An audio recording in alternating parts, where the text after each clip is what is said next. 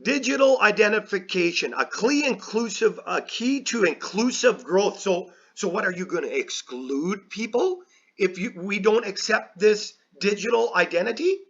Like, is that the way this is going? Because that's the way it looks. They're doing studies on this, and this is the diamond of that thumbprint so that they can access, right? That this will be an access thing where you cannot buy or sell. So, I mean, you can believe whatever you want. This is my opinion, and I know not everybody agrees with my opinion, but I mean, let's see. Here's And the I president worked of in the India government again. for about 4.5 years, built a very modern digital ID platform using biometric deduplication. And when I stepped down in March of 2014, there were about 600 million people on the platform. Today, there's about 1.2 billion people on the platform, and we have had two different governments, but the project has been very successful in both governments. And And that is true. They have been successful in both governments, right? And let's just see again. I cut it short there a little bit because I wanna try and show everything here. But let's see what this lady has to say on the same panel. Have one particular use of technology or one particular application, whether it be a fingerprint or iris scan, one particular application, whether it be a fingerprint or iris scan or facial recognition, but Again, they are going this direction and they are hiding it under everybody's face. And the father of lies is telling everybody it's a chip in your hand, it's a chip in your head, and and fill the internet with lies so that nobody can actually see it, right? Or it's very hard to they don't get in there. But and let's just see with the beast that they give the power to both speak and life again. Let's see. Can AI help identify people? According to RecFaces, intelligent, AI-based software can instantaneously search databases of faces and compare them to one or multiple faces that are detected in a scene. Instantaneously. So this is that beast that they give the power. And let's see, is biometrics law in Canada? According to Canada.ca, when you apply for a Canadian visitor visa, study or work permit, temporary resident permit or for permanent residence, you need to give your fingerprints and photo, unless you are otherwise exempted.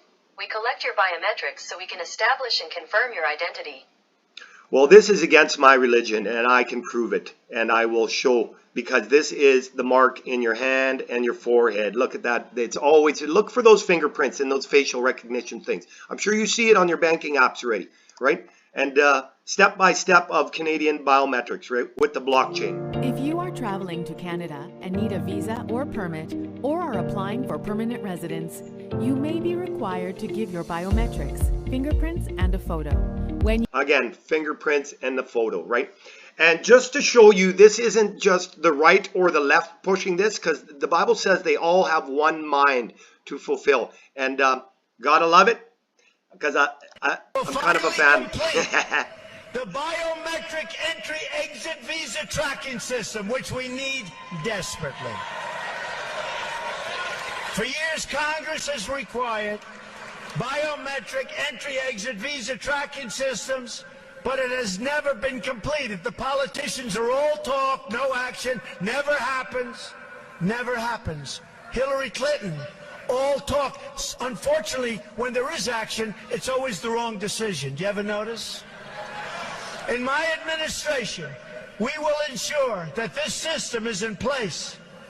And I will tell you, it will be on land, it will be on sea, it will be in air. We will have a proper tracking system. And the sad thing about that is, the sad thing about that is that we're not going to escape from this, because I mean, there's a verse in 1 Corinthians 15:52, I believe it says, I bestow a mystery upon you, the last trump and the trumpets will sound. And I do believe, well, I mean, it sticks in my gut that this last Trump, he's been bred by Jesuit Catholics and he's about to take over. I mean, but I'm not a fan of the right or the left. I think all governments, but Christians, This, I believe, this is my opinion of what the mark of the beast, not the image. The image is the Sabbath to Sunday translation or a transition, and that's the image that they worship of Rome, and that's her day, not the Lord's day. But this is the mark of United Nations where the horse sits upon. Hopefully this helps people.